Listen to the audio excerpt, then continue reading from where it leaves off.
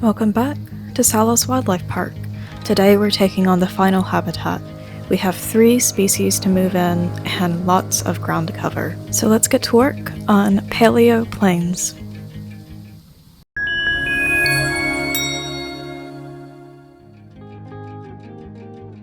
Hi, hello, and hey to all of you watching. So this is a really big episode for me. Technically the final real build of the series. We have one more coming, which will just be a staff area. I may squeeze in a few more animals because I can't resist, but outside of that, this is really the last episode in the series. But before I talk about the final preparations and what's to come next, this build I procrastinated for so long, every aspect of it, and I finally settled on the idea that I wanted a bit of a centerpiece because, let me back up, I had this huge bit of land that I needed to make work so that the park is actually circular, because I just did not plan from the get-go and was left with a very awkward amount of space. And originally I was actually going to have another monorail station to make sure that if guests didn't want to walk all the way back through the park, they could hop on and get a ride back. But one, I was worried about my frames, so instead I opted to plop down 1,000 pieces of buffalo grass, but anyway. But also, I just felt like the park was still a bit too small. It didn't really feel like it could be done throughout like a whole day. It felt more like a half-day thing. Maybe I'm biased or something, but it felt like a really good opportunity to just make this the last stop of the day. So if you're new to the series, the park is set in the foothills of the Rocky Mountains, and I actually wanted to kind of bring that here a bit because I had such a huge amount of space. I figured I could bring in some rolling hills, and essentially when you're on the ground it looks like these hills are kind of blending in with the backdrop of the map, as you can see there. Basically, from the guest perspective, it does kind of work, and I didn't trust myself with the push and pull terrain tools, so I decided to do this stamping method, which, not sure if that was the best way to go about it, but it really helped me plan about how I wanted this area to kind of behave and look. And as you can probably tell, I'm running out of space. The edge of the map is right there, on the top right corner of the habitat, which I spent probably a full day battling between free build and pathing to get the habitat actually functioning. So just lots of lost time here, but in the end it is up and working, and I think it's a pretty decent goodbye to the park. So in the spirit of going out with a bang, I decided that a funky centerpiece would be perfect. On my to-do list of like final tasks before completing the park is go through and make it feel like it was actually once a natural history museum, which is technically what it was before it was a wildlife park. And while I was procrastinating this habitat and scrolling through the blueprints on the workshop, I found these, and I was like, you know what kid wouldn't absolutely love to see a giant dinosaur at the zoo on the same day? And this park was always an ode to very young me, and if you had described this to 4-year-old Brie, she would have been probably very ecstatic. So that's what we went with. For realism reasons, they're not technically real fossils, they're just replicas, they're weatherproof, etc., which is why there are duplicates of them, but they are duplicates of the specimens in the owner's collection. If you watched my raccoon junkyard episode, then you might be keen-eyed enough to remember that I put up custom billboards explaining what the area was, why there was a bunch of trash everywhere, and yes, it is healthy enrichment, it's all recycled, etc., etc., and I will probably have something similar here explaining the dinosaurs, where they've come from, all of that stuff.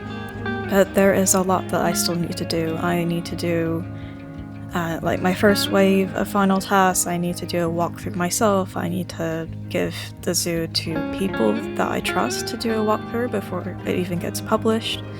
And I will leave this in either a pinned comment or the description. The official blueprint collection for the park is done and is updated as of a few days ago. I will update it once again after the park is fully complete. It is quite hefty, but if you're interested, just want to give it a browse. Again, I have spent hours just browsing the workshop because I look to it for inspiration. I see something on Pinterest, I'm like, oh my god, has someone made that?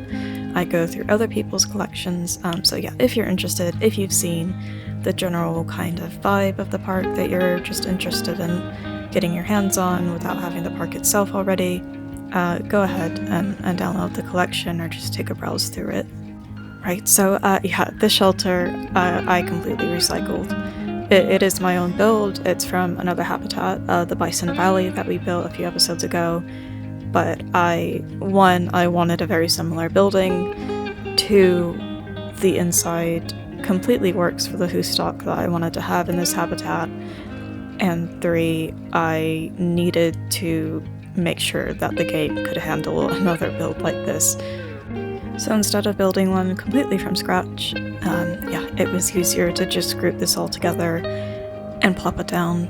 These custom rope barriers, pretty much the same thing. I've used them relatively throughout the entire park. They were one of the first things that I built. So with all these lovely blueprints at my disposal, most of the work on this habitat was the foliage.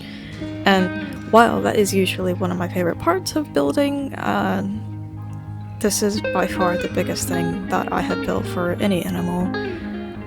Maybe save for my very first zoo, where I essentially built half the map into an African savanna, and I didn't know what I was doing. But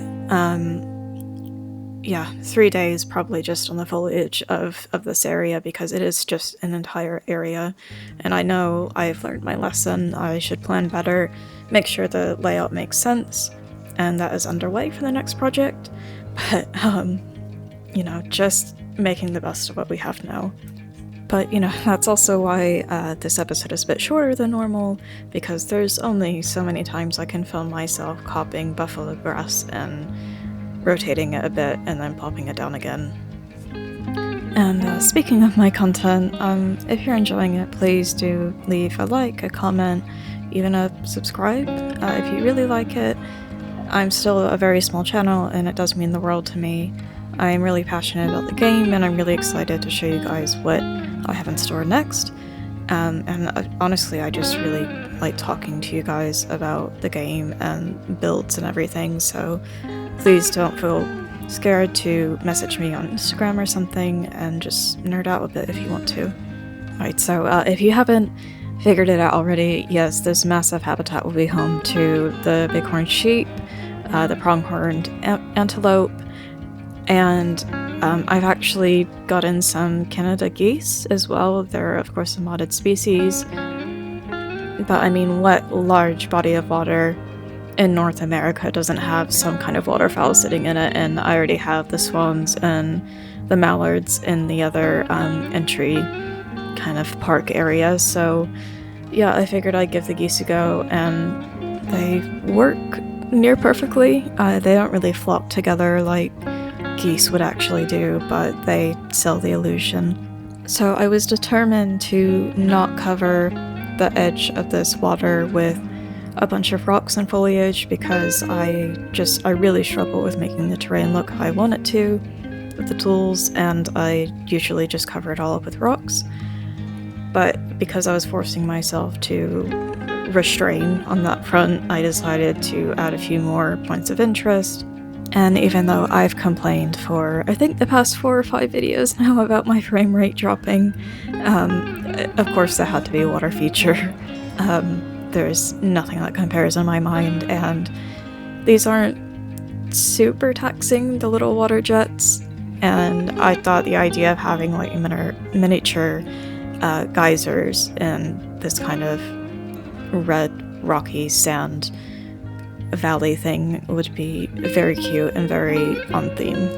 The geese themselves also require, well, they don't require, but the most normal enrichment item that they want is the little water jet rocks that I'm placing here, so I figured a geyser would kind of help them blend in, so it looks like the whole thing is about to kind of erupt. And I've added lots of bubbles underneath to give the illusion that it's very warm, and also the animals just love spending time in the water, so it really feels like I've just made like an Arizona desert hot spring thing, but I don't know, I kind of love it. And yeah, oh my gosh, these geese are just so beautiful. I think the narwhaler is the modder that made them just perfect. Yeah, really happy I went through with that idea. And on the topic of thank yous, actually, I don't think I included any of the footage of me creating it because, again, it was super boring. But if I've used anyone's blueprints in the park and I've included them in the collection, their name is now officially on the back of the station's wall, which is visible at the very end of this habitat, so there is a small cinematic of that, and of course I'll be doing more highlights of it. And I do have a few special places picked out for people who've been especially supportive of me, have contacted me directly with advice or comments, things like that.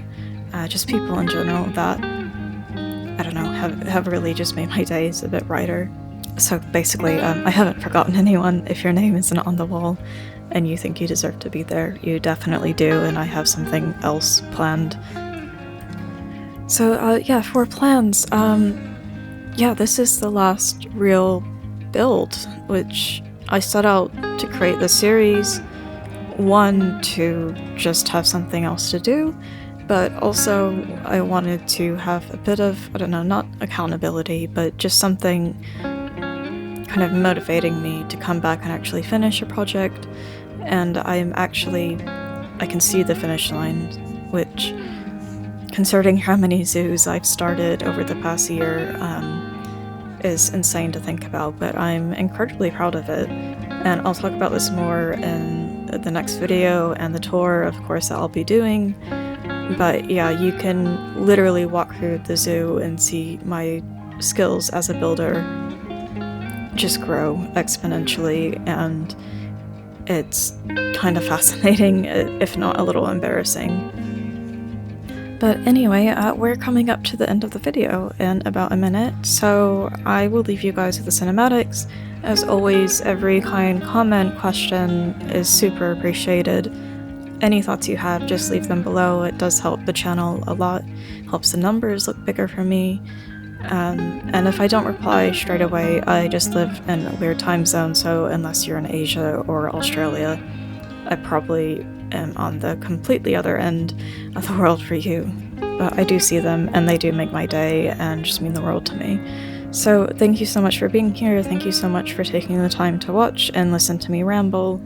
I will see you guys in the next official final episode of the series, and then in the tour of the park.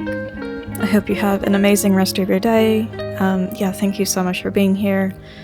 And yeah, leaving you guys with the pretty shots now. Okay, bye.